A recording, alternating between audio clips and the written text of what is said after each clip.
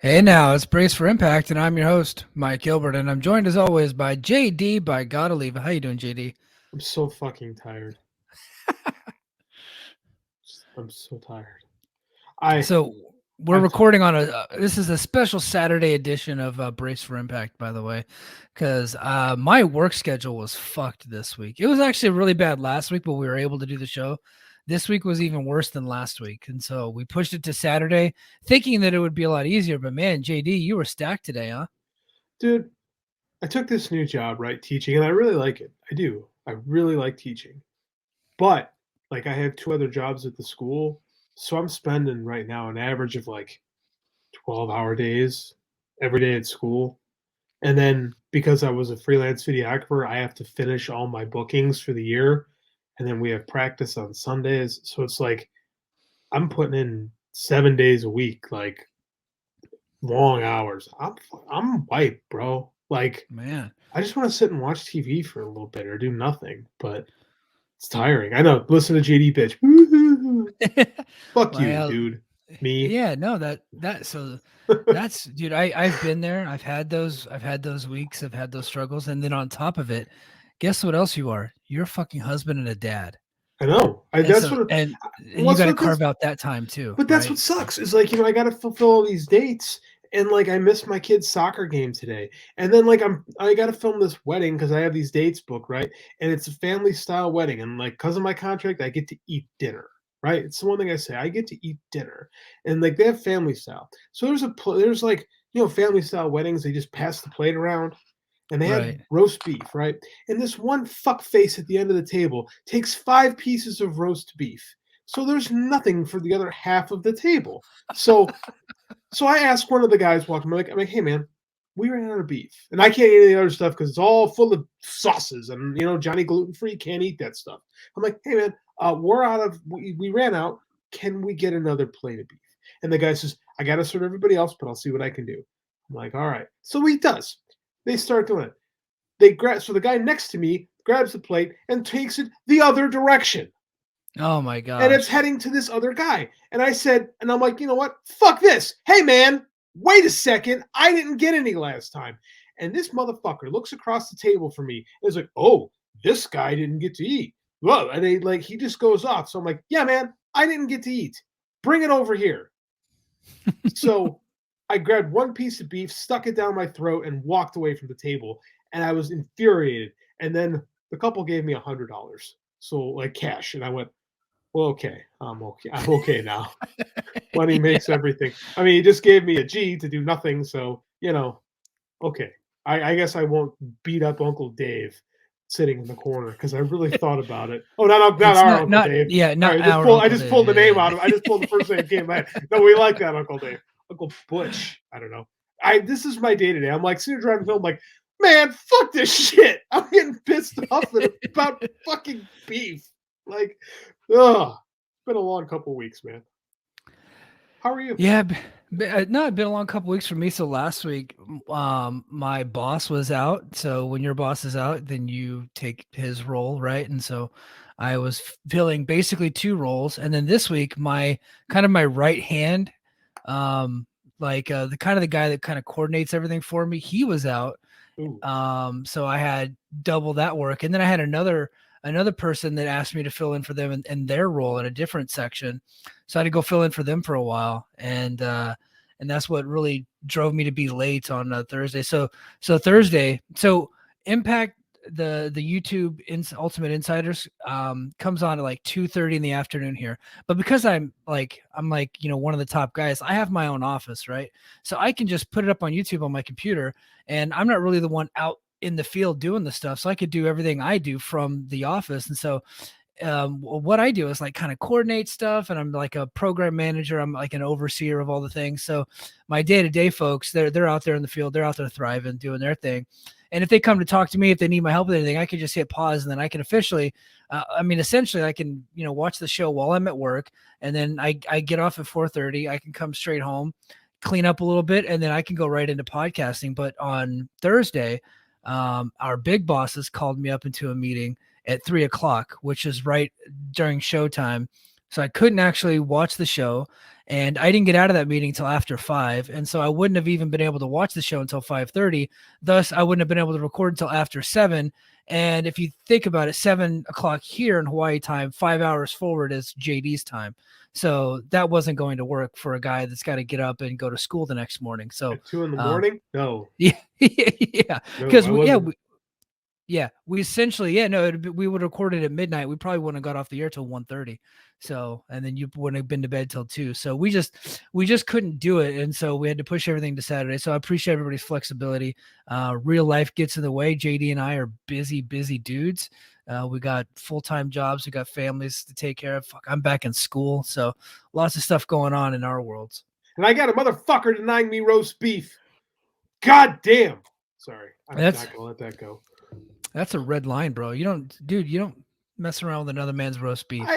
I specifically asked and they took it away from me. Like, it was like, I felt like I was being trolled. I'm like, you guys saw me ask. I'm the one who asked.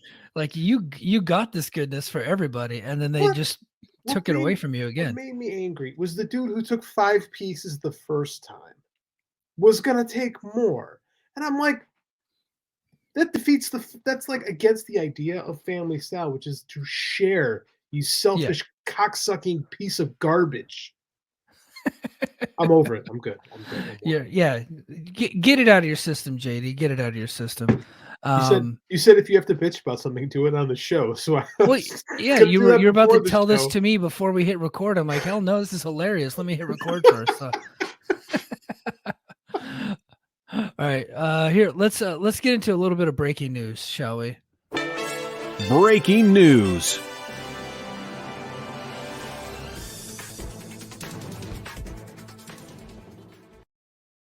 Okay, it's not JD, you're muted, but it's not exactly breaking news. We've known about this for a while, but it's just being brought up. So Mia Yim's contract expires. I believe they said October 9th, which would be the day after the second Brace for Impact, or the Brace for Bound for Glory taping, the second Bound for Glory taping that's happening next week. So it'll be next Sunday. Her contract expires. Look, you got Papa H back in WWE. I think he was a big fan of hers. Mia Yim did state whenever she joined Impact earlier this year that she was wanting to retire with Impact, which we all knew was bullshit. I think she was just being very nice. But what are your thoughts on Mia Yim? Do we think she's going to stick around, or we see her possibly going back to WWE, or could she be AEW bound? I think if she was AEW, first of all, are we giving out 6-month contracts? They do. So like a lot of guys are on, say, like Jonah was on 6-monther, Morrissey was on 6-monther. Morrissey just got extended another 6 months, so that's why he was around for a little bit longer. But a lot of these cats that are coming in, they're just signing him to short-term deals because talent, they want to keep their options open, right? And Impact is one of those places that will allow you to do a 6-month deal. That's not too bad, actually. I think that if she was AEW bound, she would have been AEW bound before. Yeah. Now it's interesting because, as you may have heard, Triple H and them were calling people and saying, "Hey, if you can get out of your deal, we'll take you back." Yeah, you might have heard this somewhere. I know I've heard that they referred to her husband. They called her husband, and he might have been one of the people who informed Tony Khan that this had happened. Mm-hmm. I've heard that. I don't, that's unsubstantiated. So it's possible. It seems like he was not thrilled with the idea of going back. So it's possible they would try to lure her back in an effort to also try to woo the husband back. We'll call it a Malachi, if you will. Yeah. So I think it's possible they could bring her back. I don't know. I don't know why she would leave. I mean, like, if she's making good comparative money to Impact, I don't know why you leave, because like that women's roster in WWE is kind of packed right now. I don't know if there's a lot of room. And like what they did last time with her, I don't know if I'm her, I'm like, maybe, because it wasn't like she was booked to the top of NXT, So no. I don't know. I don't know if I'm her. I don't know if I'm rushing back, Yeah. The only way I rush back is if they offer like so much more money than you can make doing Impact and Indies. Well, But yeah. if that money's not there, like if it has to be like a ridiculous amount of money and job security. But if she sticks around in Impact, look, she's gonna be pushed as a star in Impact. Yeah, because she is. And she is. And look, people would say what they want about Impact and whether or not they have the best women's roster. That's, who's to say? Like they don't have the amount of talent, but what I would say is they use their women probably better than definitely better than AEW, I would say right now. And they use their women better than maybe not WWE, maybe not WWE as a whole, but specific shows they do. Right. I think they're like Raw, like Bailey is all over Raw and she's all up and down the show, and Bianca Belair is treated like a megastar. Becky's treated like a megastar. So is Ronda and Charlotte. But like specific shows, I would say the TV show Impact, if you put it up against any other singular TV show, I think they are doing a better job of promoting their women, even if like WWE obviously probably has a more stacked roster. AEW has a pretty good roster too, but I think Impact uses their roster a lot better. Yeah, I don't think we had to sugarcoat it. I think Impact uses the roster better than WWE does. WWE is WWE. They protect their stars, and everybody else is cannon fodder for the stars. True. So what do you want to be? Like if the money's really good and you don't mind being cannon fodder, then it's okay. If you don't want to be cannon fodder and you want to be at the top of the division, the money's pretty good. Maybe not amazing, but pretty good. And I'm sure her husband's making a pretty good buck at AEW, so maybe there's not the impetus to go back to WWE. If I'm her, I don't know if I'm rushing back there, to be quite honest with you. And I think she fits in really well on Impact. So do I. She got pushed to a title shot. She lost, which is fine. Not everybody's going to be the champion. And that was a great match. That was a really good match. It really was. And then she got put into an X division match, so you got more flexibility with Impact. So if you're done over in one division, you can slide over into another division and go thrive there. And then now she's being put immediately into one of the bigger matches at Bound for Glory and Mickey's like kind of retirement tour. So I think that, Mia Yim is somebody that Impact will stay behind. Here's the thing. She's better than a good chunk of, I'll say it, a good chunk of the WWE women's roster. There's women that are not as good as her that get pushed. Yeah. And I don't think that will change if she goes back.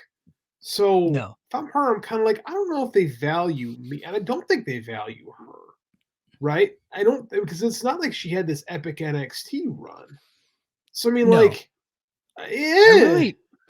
I really don't remember much about her NXT run. That was kind of during the, when she was in NXT, and then I know she got called up to that militant group. What was it called?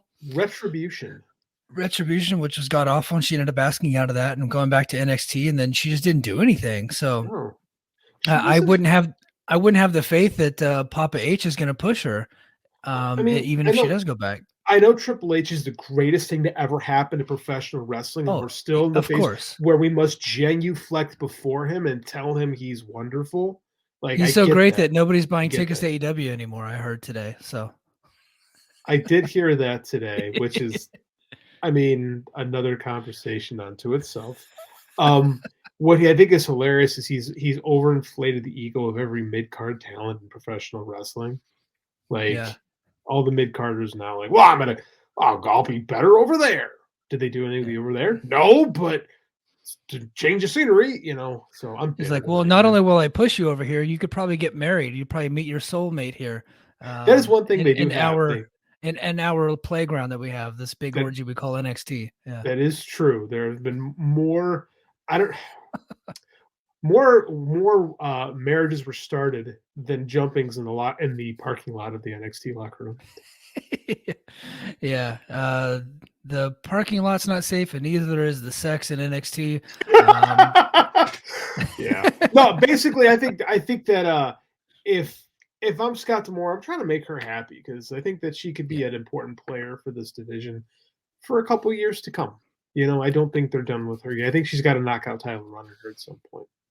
I think that she does. I think they're going to keep it on Grace for a while. I know a lot of people, we'll get into the Bound for Glory pre-show next week, but I have thoughts. I think Grace is who they're sticking with for a while, but They we'll see how should. that goes. They should. The one thing But I'm annoyed with about pro wrestling is, I think, is every time someone wins the belt, the dorks and the dorks on Twitter are going, okay, who's going to beat them for it? It's like, dude, can they have the belt for 5 minutes before we're booking the next champion? Like, and that's not just, that's everywhere. Every time anyone wins any belt, these nerds can't figure out who should they, the first thing they worry about was, well, who's going to beat him for that title? Like, Jesus, let them play out for like 5 minutes. yeah, why do fans have to plan the next move? The company should plan the next move, right? But fans just, hey, look, let's just enjoy the title reign for a while. Let's just see what No, we can get out of it. no, we can't enjoy title reigns. We have to complain about who doesn't have the title at the moment. Like, that's all we care about. It's not who the champion is, it's who isn't the champion and how that person is being screwed. Like, say, a Right. tag team has 3 title belts, like 3 belts from 3 different titles. No. Apparently that's burying somebody, is putting all these Yeah. championships on one tag team. They're buried, Mike, buried. Buried, putting them in the main event of a pay-per-view that you spend all your Twice? money on twice. Yeah. Twice? Yes, buried. Yeah. Speaking of buried, let's talk about BTI. Do we have to? Well, They're making it hard. They're making it harder for us to keep this gimmick up. Yeah, I'm going to get into BTI, and JD, while I do that, can you check your settings to make sure that your microphone is connected? Because I think it might not be, or it could just be my weird ears. But on BTI, Yuya Uemura from New Japan defeated one Jason Hodge. Jason Hodge is one of these. He's a young kid from the Indies that Impact is trying to bring up and bring along. And I know our good friend John Muse has been impressed with this guy. So, but I heard this was really good. I'm actually going to end up watching this. I just have not had the time yet because I had to focus on the main show. But yeah, BTI, everybody. Thank you for talking BTI with us, folks.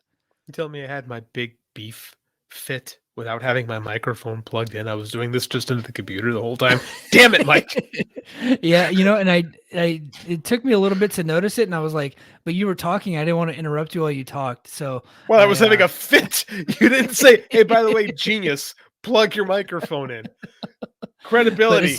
It sounds great now. Sounds great now. So that's all that matters. Garrett's gonna be infuriated. I know. We're gonna have to tell him, hey, like the first 15, 20 minutes, JD didn't have his microphone plugged in. The professional. But you know what sucks about these things? You can't hear yourself. I can hear you, but I can't hear me. Which there's a flaw in that system. Yeah, and that has caught me a couple of times where I've submitted a show and Garrett will DM me and say, hey man, your mic wasn't hooked up the whole time. I'm like, well shit, it was plugged into the computer, but I didn't go the extra step and look into the settings to make sure that it actually had been chosen, right? Because you assume, like, you trust the machines, which is a mistake. If Skynet taught us anything. Like, it's just, I don't know, man. Damn it. Now I have my tail tucked between my legs. Yeah, we already know you can be in trouble with the boss. I know, I'm gonna get it. Well, the show started off with the Bullet Club, Ace Austin and Chris Bay, one of my favorite young tag teams, and I guess free agent Juice Robinson in their corner, free agent my ass, defeated Trey, Miguel, and Laredo Kid in what I thought was a pretty good match. Unfortunately, the crowd wasn't hot for this match, but I thought they did a lot of cool stuff. But Bullet Club got the victory here. I think Laredo Kid and Trey Miguel are just kind of waiting and biding their time before they get put into another storyline because they don't really have anything going on right now. So Austin and Bay get the victory. What you think? Juice is everywhere this week. He is.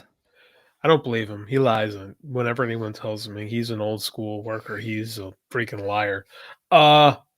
Is it me or is Bullet Club as an act kind of played out? I think they should get rid of the stupid Bullet Club name in Impact. I like it being Bullet Club literally does not make me more interested in Ace Austin and Chris Bay. I think it limits what you could do with them, honestly. So I think they should get rid of the Bullet Club name in New Japan. Like, what does it mean anymore? Like, I don't know. I was thinking about that when I watched Juice come out on Dynamite this week. I'm like, this doesn't mean anything. Like I said, nobody's reacting. Nobody's reacting to wrestling anywhere. There's this weird thing going on where people are they're popping for big moves and finishes, but not matches. It's odd. And I kind of think we're stuck in a rut across the board. I don't know, man. Bullet Club is so like 2014. Like it's 2022. Like I really feel like maybe it's time. Maybe it's time for a rebrand or something like that. I don't know. I don't know if it helps. I don't think it helps Bay and Austin. I really don't. It hasn't really done anything for Bay and No, Austin, and they're still kind of, they're just still kind of toiling around on the undercard right now, just kind of waiting for their moment to be put into another storyline. Now that the Good Brothers have left, so and Ace was hot for a while. He did great in the Best of the Super Juniors, and then he came back and lost his title, and he's just been in this tag team that I think has a lot of promise. Just haven't done anything yet. I feel like Ace was hotter a year ago before all this stuff than he is right now. I think so, because a year ago he was in the main event of a premium live event against Christian, right? You used the PLE term. Nice job. I like that term better, actually. Thank you, WWE, for creating that term. It makes more sense than a pay-per-view. You're right. But I don't like giving them credit for things. But you're right. You're right. Yeah, it's one of Uncle Vince's lasting legacies. Well, that and many other things, but sexual harassment. Yes. Yeah. Yeah. Then I just feel like I don't know. I feel like throwing a bunch of Bullet Club stuff doesn't help Impact. I don't think it does anything for AEW when they show up either. I don't think it's doing much for New Japan. No, I mean Juice was on AEW against Moxley, and nobody gave a fuck. Like that crowd did not care about Juice Robinson, and I was like, and to me, because I've seen him get some really good, like he was treated like a big star whenever he first came to Impact. And I think it's just because like Impact hadn't seen New Japan talent in so long, and he was like one of the first ones to come over. So like I thought that him being on AEW would be a big deal, but heel Juice Robinson nobody cares about. Like that threw me off. I didn't see that one coming. I thought that he would be a big star to the AEW audience. It was not, but neither was Bandito. The difference is Bandito won them over. Like it was very interesting case. It was a very interesting social experiment. Nobody gave a shit about Juice the entire time. Moxley, I actually really like to finish that match where Mox submitted him quick. Bandito also lost, but I'll say it, got over with the crowd in his loss. I think Bandito took advantage of his opportunity. Bandito, who was great in Impact when we had him a couple months ago. Guess that's done. Let's save that Bandito talk for the Patreon. That's a good call.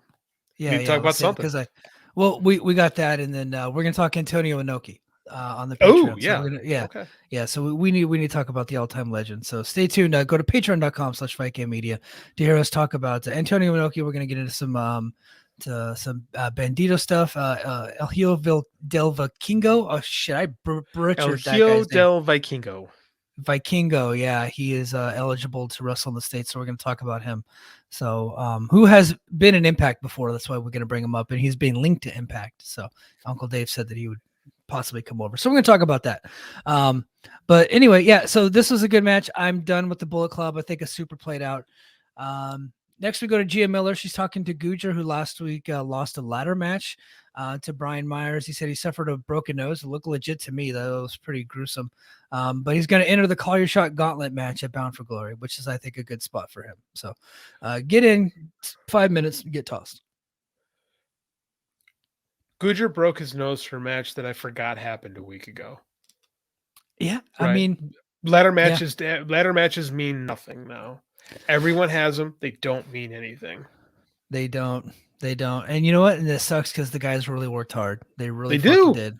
They all work hard, but it's like we see so much of them. Like, if you're having a ladder match for the sake of having a ladder match, no one's going to care about it at all. But if you're having a ladder match that's a part of the story, like if it's a heated feud, that could last a little bit longer. But obviously people are going to forget about it too. But it would last longer than just some cold feud between Gujar and Brian Myers. So that sucked. So I thought this was very interesting, and I'm curious to hear your take on this because God Illa brought this up in the chat. And if I don't say that God Illa brought this up in the group chat, he is going to bitch at me. He's going to tag me and accuse me of not giving him flowers, which grown men giving other grown men flowers is a new thing for me. So I got to give him his flowers. But he actually is the first one that brought this up. So Jim Miller talked to Frankie Kazarian. So she's interviewing Frankie about the Triple Threat Revolver match. He talked about his effort in the match and his Bound for Glory match with X Division champion Mike Bailey coming up. What he said that was very interesting, he says, here in Impact Wrestling, Scott D'Amore understands that when you got a player batting 300, hitting 30 homers a year, you don't just let him sit on the bench. You put him in the game. And Scott D'Amore's put me in the game. That was a shot at Tony Khan, right? Does Frank maybe? Yeah, possibly. Does Frankie Kazarian think he's a 300 hitter hitting 30 home runs in a game? Is he comparing himself to Aaron Judge with this? I mean, I like Frankie a lot, but Aaron Judge, maybe not, maybe Mookie. I don't know. Maybe, I mean, like, but I think what he's saying is like, hey, I'm awesome, and I can't seem to get myself on TV in AEW, so here I am in Impact thriving. That's fine. Again, I think I actually like these things. I think that because I thought that was interesting because I saw how it went over well with our just our little small sample size in our Twitter group. So I'm like, that worked. So whether he feels that way or not, I think that rallied some Impact fans, which I think is what you should do. Like, people get mad. Of course. People get mad about wrestlers saying that I'm happy to be where I am. Boy, did Saraya take some heat for that. She could have said it a lot better than she did. I think her thing is she just said it very poorly. Well, she has a history of bad promos and bad Twitter etiquette. And just bad behavior all around. But no comment. Yeah. I think it's the right promo for the right crowd. I think it worked. He probably does want it. I mean, who doesn't? Man, I've said this before. All wrestlers should want to be pushed harder than them. John Moxley was like, I'm not happy with my push. And he was the champion. Like, well, he didn't think that he was a real champion. So he's like, know. No, I have to beat Punk. That's what I'm saying. And he did. And like, fine, sure, great. I loved it. I think it's awesome. Like, you take a little, isn't it? I don't know. I think we lose the term shot too much. Like, ooh, that's a shot. Ooh, that's a shot. I'm like, I don't know. It's just, I don't think every time you say, hey man, I want to be more, I want to be utilized, necessarily constitutes as a shot. Like, that's just like social media verbiage that we're carrying over into like real conversation that I think makes things more aggressive than they need to be. Right. Yeah, I get you. Yeah, no, I understand. I just thought that it was interesting that he's taking a shot or whatever, but it seemed like he was criticizing his current employer on another company's TV show, which I thought was interesting. I know they had Bobby Fish at the show last week complaining about stuff too, and nobody cares what that guy thinks about anything. Yeah, but he's not currently under contract to AEW. He's a he's freelancer. Yeah, trying to finagle his way back into Triple H's waiting arms. I don't know. Like I said, I don't know if it's a shot so much as say I'm being utilized here. I also find it hilarious that he's praising Scott D'Amore's elevation of talent when we've let go of some really good talents over the last year that he didn't do anything with, like your Jake Somethings of the world and stuff like that. So maybe pump the brakes on that a little bit. Yeah, maybe. But, the wrestlers are typically happy if you push them, and they're not going to bring up anybody else's business. That's true. That's true. Like, Scott D'Amore's great. He pushes me. I was like, well, yeah, talk to Hakeem Zayn or Rohit Raju and Jake Something, who should have been pushed in this company, and they just kind of struggled for 3 years. And we just talked about Chris Bay and Ace Austin, treading water. Yeah. So I don't know. As Tom Hannafin and Matthew Raywalt were on camera running down the Bound for Glory card, a man in a yellow hoodie making a hand gesture, which I think was the whole Viper thing, whatever the hell that was for violence. Tried to jump the rail before being taken away by security. Thoughts? I can't do it. I'm trying to, I can't. It's like one of those. Yeah. Yeah, I can't do it. It's assaulting is stupid. And it kind of reminds me of the Dexter Loomis stuff on Raw. So man, I thought the same thing. So I was like, do we need to do it? I mean, it just happened. And Loomis is still kind of doing that, except for he's stalking Miz at his house now. So it's like Impact, I'm not saying that you shouldn't do anything that the other companies are doing. I think we all kind of borrow and steal from everybody, but this just happened on Raw. And so now we're doing this, like, literally, like, on one match, Dexter Lumis attacked Miz while another guy that was an unknown guy attacked AJ Styles like earlier in the match, right, to set up the other attack. So like they're actually doing this stuff actively on Raw. You don't need to be doing it on your program. Yeah, I question the choices of using it. Like, it just, again, it's not the first time a guy has been attacked from the stands, right? And it's an unknown guy. It's not like it's a name, but I mean, just like the thing in the hoodie, like it feels, the timing of it feels poor. I'll say that. If this had happened 3 months ago, okay. If this happens 3 months from now, sure. I think the timing is the issue, you know? Yeah. Speaking of Violent by Design, so Dave Meltzer mentioned this like briefly in his newsletter as if it were like a thing. Yeah. So, well, he didn't mention Violent by Design. He mentioned Violence is Forever, Kevin Koo and Dominic Guarini, who is they're kind of a hot indie tag team right now. They work in North Carolina. I think they're doing some stuff for Prestige and on the West Coast. Former MLW tag team.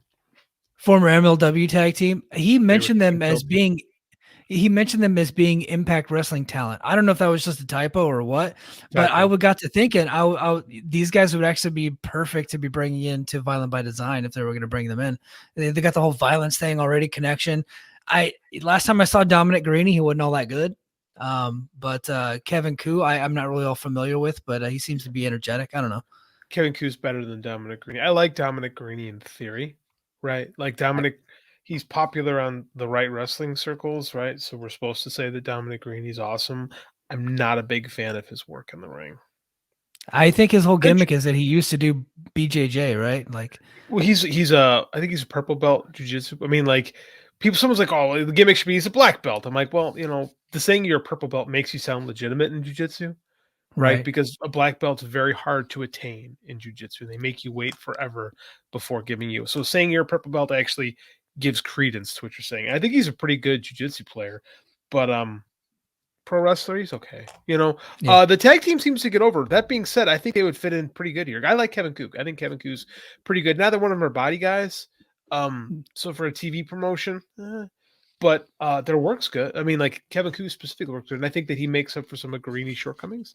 So, like, I actually like their stuff with Team Filthy in MLW. Like, that's right. I remember Guarini being in Team Filthy. Just for whatever reason, like I can't remember ever a time where I saw Kevin Koo wrestle. So, he was there. I mean, like he kind of again, Tom was such a dominating presence in that whole thing that he's the one you always think of. Again, Team Filthy, but they would be a good pickup. I don't know why Dave made that slip up, but he might have just been thinking MLW and then he said Impact, but it just got me thinking because I think it was Lucha Doncic in the chat. He brought up that Violence is Forever would be a good fit with a Violent by Design if they were to bring them in as a tag team in that group. What was Brody King's ROH stable called?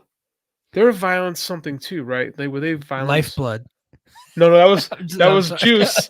That was Juice. No, they're him and like Homicide and Dickinson. They were like Violence Unlimited. I want to say they were called. Was it Violence Unlimited? I think it was Violence Unlimited. Like there's a lot of something like that. Yeah, there's a lot of stuff. There's a lot of that going around. It seems. And then, of course, the greatest violence tag team was the Miracle Violence Connection. Yes, that is accurate. Not even close. Yeah. Sorry, I just started thinking about 1992 and 93 WCW all of a sudden, just randomly. But you know how wild it was? They booked all Japan's top guys in tag team in a company that had this working relationship with New Japan. Like that's crazy. Yeah, Bill Watts didn't give a fuck. He really didn't. Totally tried to kill WC. I'm a fan of the booking in 92, 93, but he just like couldn't maintain relationships, and that's what fucked him over. But and he tried to set the clock back about 10 years. But Bill Watts couldn't maintain relationships with people? No. The hell you say? Shocking words. Digital Media Champion Brian Myers defeated Crazy Steve, and that was talking the Digital Media Championship, folks. Thank you for talking Digital Media Championship. He cheated to win, got the victory over Steve. It was not really much to the match. hit him with the roster clothesline.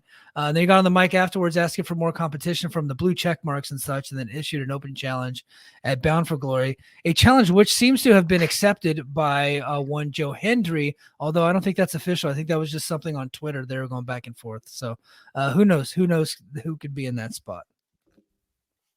I got nothing. Yeah.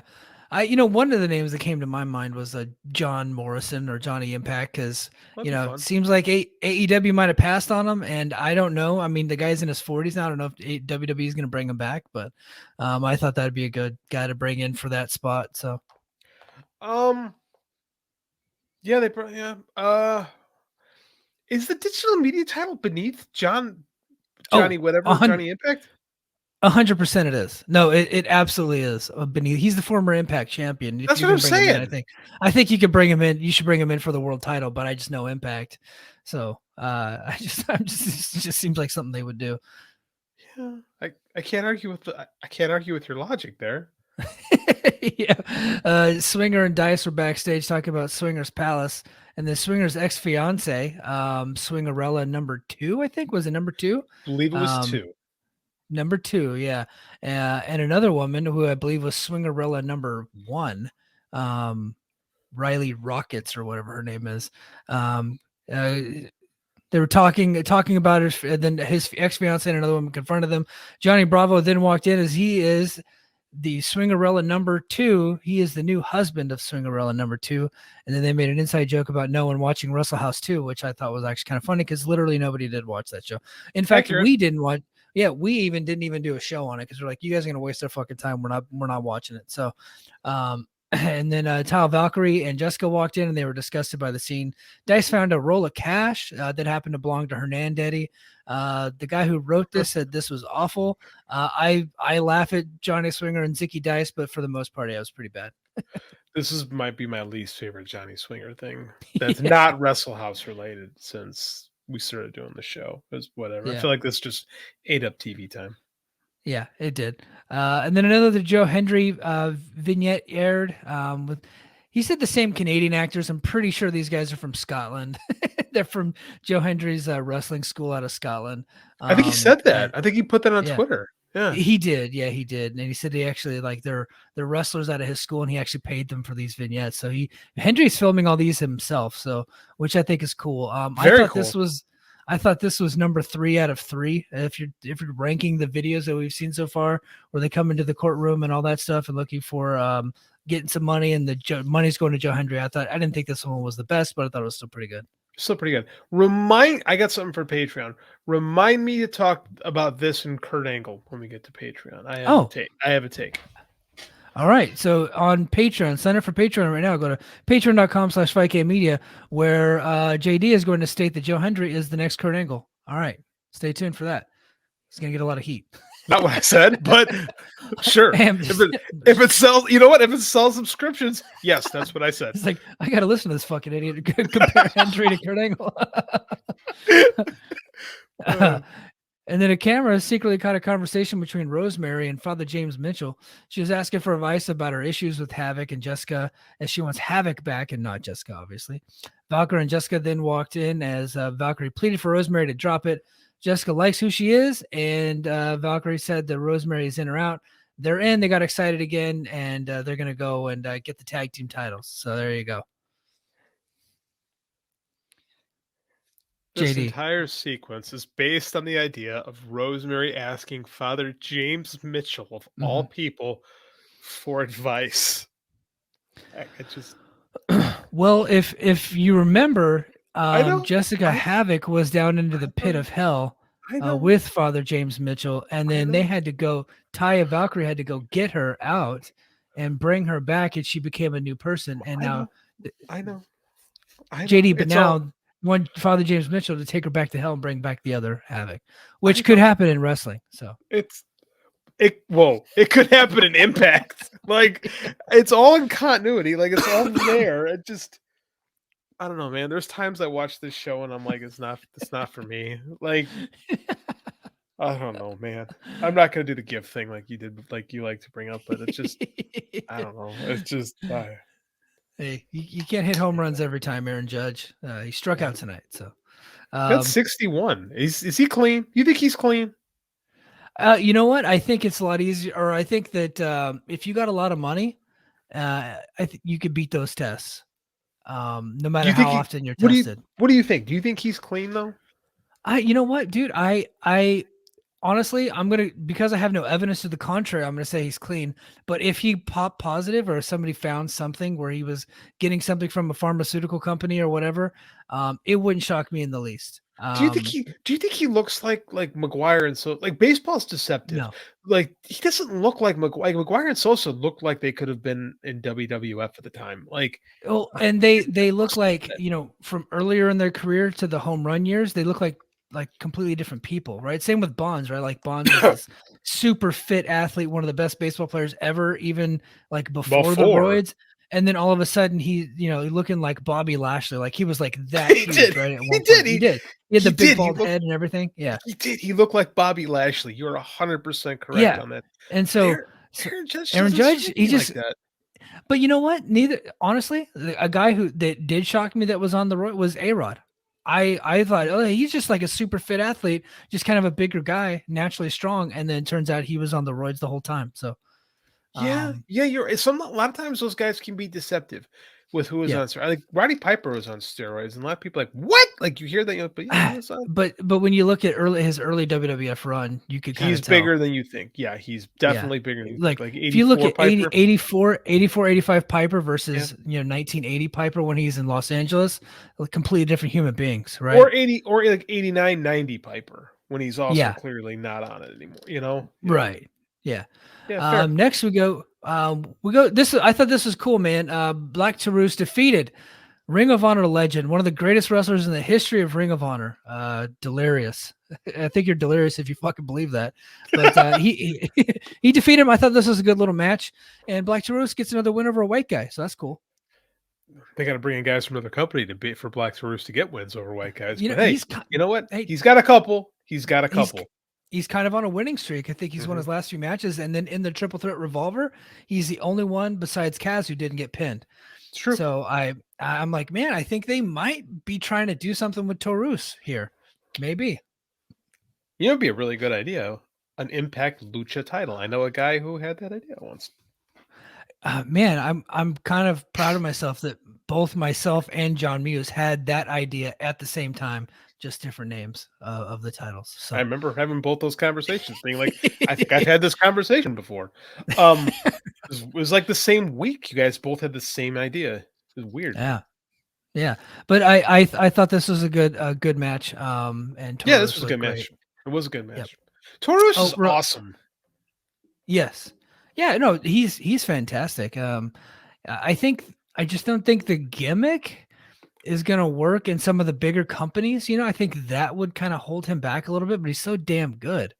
He's mini Mantar. Like, let's be honest. That's what the gimmick. I mean, like, what works in Lucha does not necessarily translate in some cases. Like in Black Taurus, example, your Black Taurus, you come to Impact, they stick you in Decay. Yeah. If his mask looks different, maybe he's in a better position because he's literally one of the best bass players in the world, right? He's one of the best basses in the entire planet, like as far as Lucha goes. So, yeah, I don't think you're wrong. Yeah.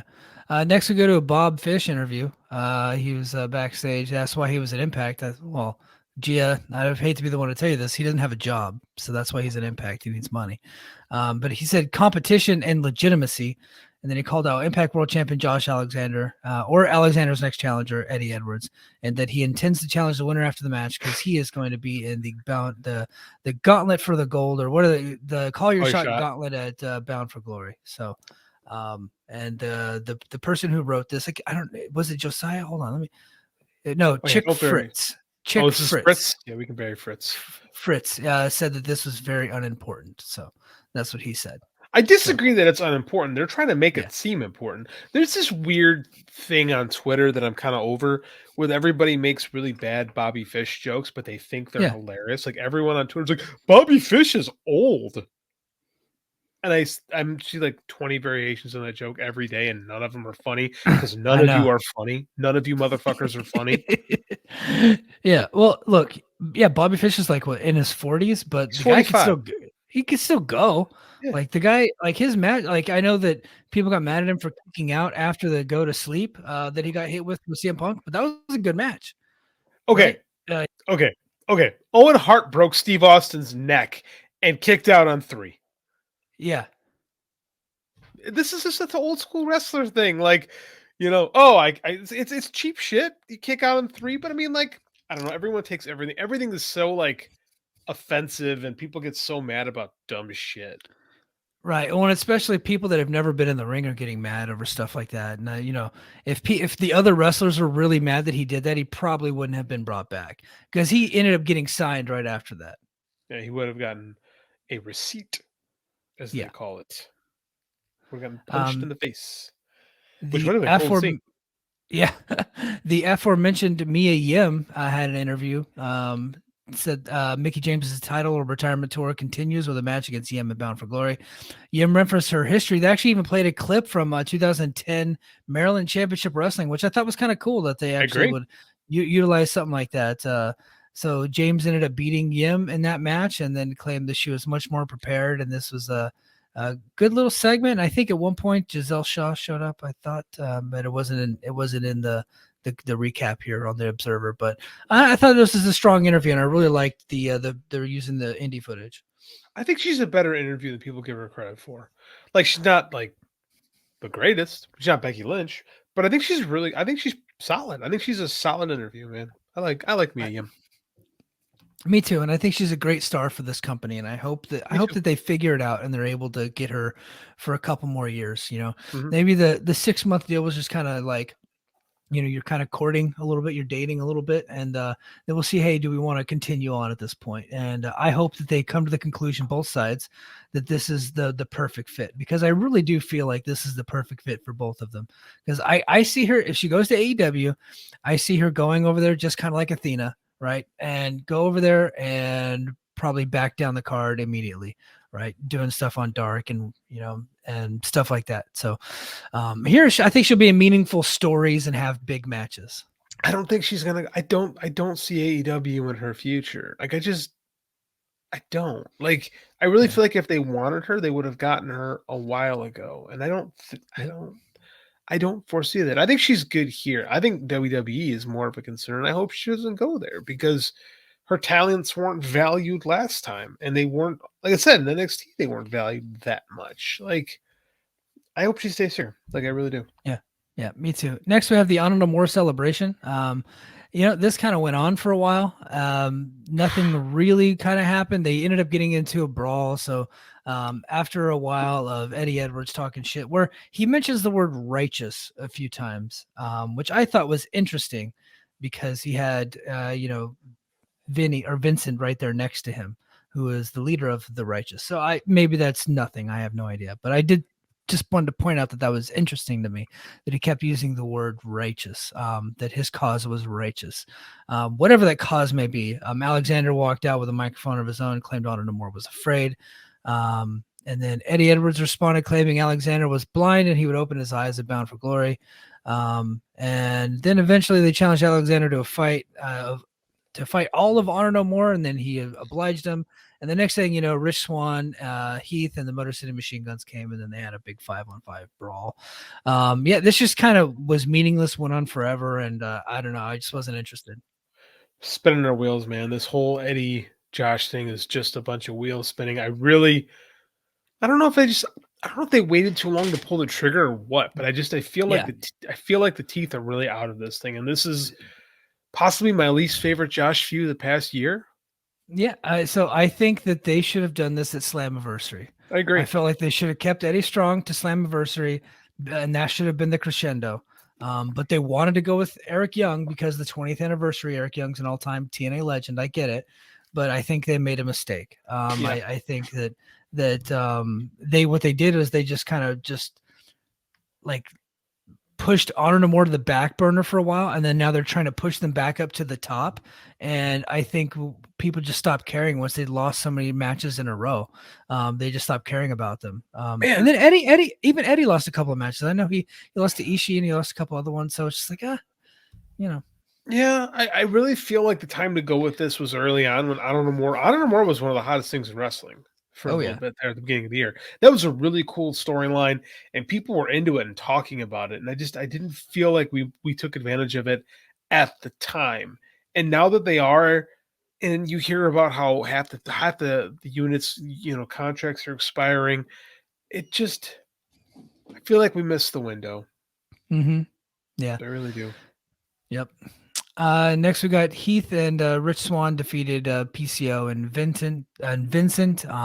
PCO beat up his body quite a bit during this match, as he tends to do. Heath turned things around after receiving a hot tag. PCO saved Vincent from the finish, rushed to the ring to flip momentum for his team again, but just fell to the floor. Swann hit Vincent with a high kick and a Phoenix Splash to close the match. So nice little match there after a pretty bad segment. So it was fine. Yeah. It was fine. Next we go to Moose. He had a short interview, turned into a little brawl with Steve Macklin. This was fine.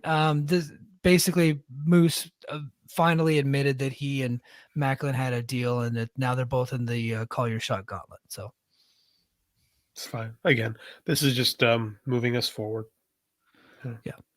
Sam Callahan, Macklin begged to be inserted, or Callahan begged to be inserted into the Macklin Moose match next week. So he was talking to Scott D'Amore, and D'Amore said that he could be the special referee. So again, just another like, hey, let's get from point A to point B to point C. So this thing is continuing a little bit. We're gonna have Moose and Macklin next week with Sammy Callahan as the special referee. Sammy Callahan broke an orbital bone from the barbed wire massacre match, by the way, from the previous. Oh, week. I didn't know that. So, yeah, and that was kind of one of the onus of the interview. So, so next we got Moose, Gujar, Bobby Fish, and Steve Macklin were all announced for the Bound for Glory Gauntlet match, joining PCO, Rich Swann, Heath, and Giselle Shaw. So.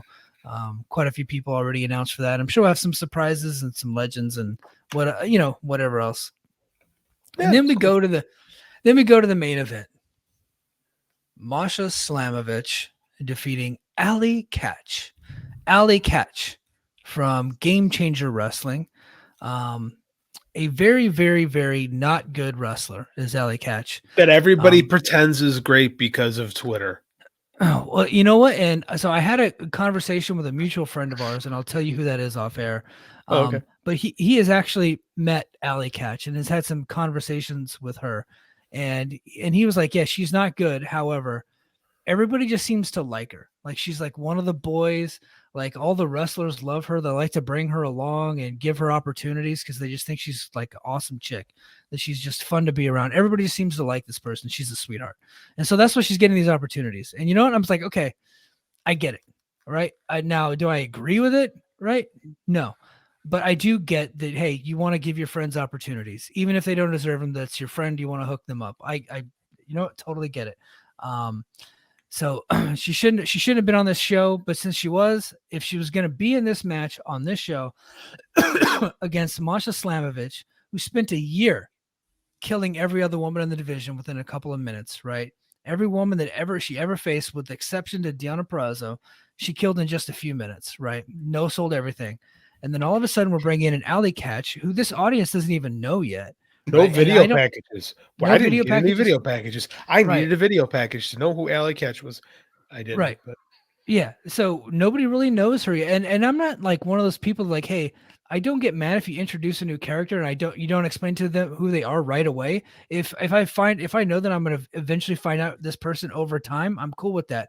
The problem is, this is a one and done deal. Like, they're bringing this person in for the night, and Masha Slamovich has killed everybody else, but you're bringing this girl off the street, and you got Masha selling for her in a 20-minute match. Right now, the match was not great, but it wasn't sucked. It sucked. So, if seeing people get hurt and plunder is kind of fun, right? And that's really all that you got out of it. But like, they couldn't have been less coordinated together. Like, the chemistry just wasn't there. Allie's just not very good, right? And at times the fans are into it, but the fans are into stuff whenever you're hitting somebody over the head with a trash can lid. That's not going to impress me too much. But I thought Scott D'Amore was a great judge of talent. Frankie, I don't think that. You know what? Scott D'Amore's the boss, and he does deserve the blame for this. I think this is very much Masha and Jordan being friends with Allie Katch. I think that's what this is. fine. Why does it have to be the main event? Right. Well, and in Monsters Ball, it's like, and Yeah. then Masha's What? selling for her. Like, what are Yeah. we doing? No, Like, this was she was a bad. killer. This is bad. This is Yeah. this is really bad. This was like a case of, like you said, everyone likes so and so, so they're in, and that's fine. Bring her in and let Masha kill her, and then it's Yeah. over, right? Like, why did this have to be the main event? Why did it have to be Monsters Ball? Why do we have to watch bad wrestling? Like, Yeah. why? I don't understand. There's good wrestling every week on this show. There's really good matches, like especially in the knockouts division. I mean, like, it's awesome. That is fantastic. The people love Allie Katch. Like, people like Marco Stunt a lot too, and they stopped booking him because Yeah. he's Marco Stunt.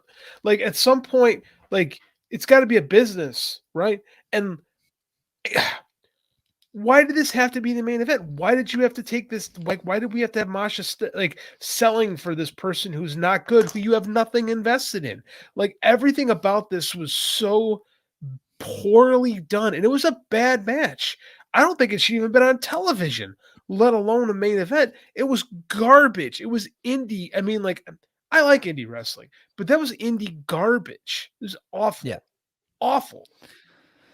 Yeah. I mean, they wanted to have a match that you would see on Game Changer Wrestling, and that's exactly what they had. The big difference is Game Changer Wrestling can sell tickets. Impact can't. That's You true. know? And this is the sad state of affairs. Is like Game Changer Wrestling. They do have good matches. I'm not going to say Game Changer doesn't have good matches because they do. But you will get a lot of this on a Game Changer show too, and their audience likes it.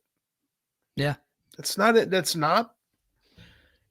Impact audience. And Brett Lauderdale's done a really good job cultivating this outsider mentality amongst wrestling fans, and the people who love Game Changer love Game Changer. But there's a lot of stuff that they do in Game Changer that cannot be replicated in a big promotion, like, you know, Effie shoving a dildo down Marco Stunt's throat. Like, you cannot do that. You can't do that in a real wrestling promotion. Like, Well, they can do especially that. when you have, you know, you're selling ads on Access TV, right? And you got sponsors and you got these other stuff. You can't do stuff like that. And they Game Changer is very much an outlaw mud show, but they do a good job of selling tickets. They're good at being an outlaw mud show. I'll give them that.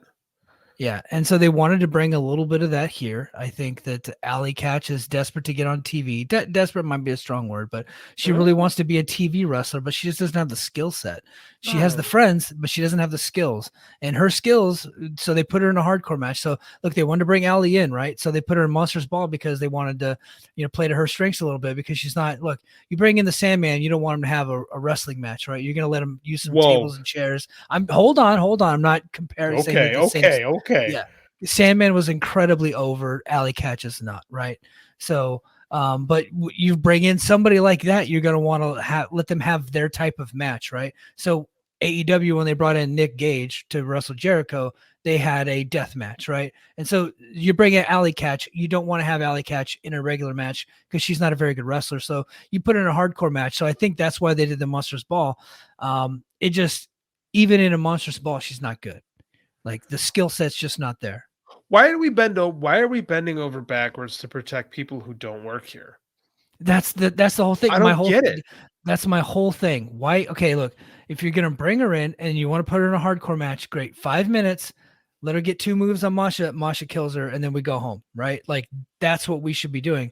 But because they're friends and everybody wants to be nice, right? And they want to pick this person up and give them a spot, they go 20 minutes, and it was awful. I don't know, man. I think if Scott D'Amore's in charge of this stuff, he's got to say no. And they should have edited this down. They should have edited this down because, like, they should have. I think this hurts. I don't know. I could say it hurts Masha's credibility because the Impact fans really aren't going to care about this. I just don't think this makes your product look professional. I really don't. Like, it was awful. It was one of the worst Impact matches I've seen in 2 years. Yeah, no, it shouldn't have happened, but it did. Kind of end on a sour note. But hey, before we head over to Patreon and keep the conversation going, you got anything to plug right now? Because I know, don't you got something coming out soon? I got something coming out. And as we're recording this the morning of the evening of the first, going into the morning of the second. I'm going to launch a new Kickstarter on the 11th. It's for my first book. Actually, we're releasing my first book. It's a horror novel called Hawk Hollow. I'll push that a little harder when we get closer to it, but it's coming. My And I had a want story. that. I had a short story. I forgot about. I had a short story come out in a book that hit Amazon today called After the Fall. It's like a collection of at least 25 short stories about the end of the world, and everybody wrote a short story about what life is like at the end of the world, and mine was about vampires. So pretty proud of that. It actually nice. is really good. There's some really big name horror writers and little old me that got to participate in this. That's a lot of fun. After the Fall, $4 available on Amazon. I highly recommend you guys will go pick it up. That's cool, man. I hope everybody checks it out. All Yeah. right, guys. If you're following along on YouTube or podcasts or Apple Podcasts or Spotify or wherever you get your podcasts, join us on Patreon. Go to patreon.com/fightgamemedia. We're going to keep the conversation going there. Patreon, stick around.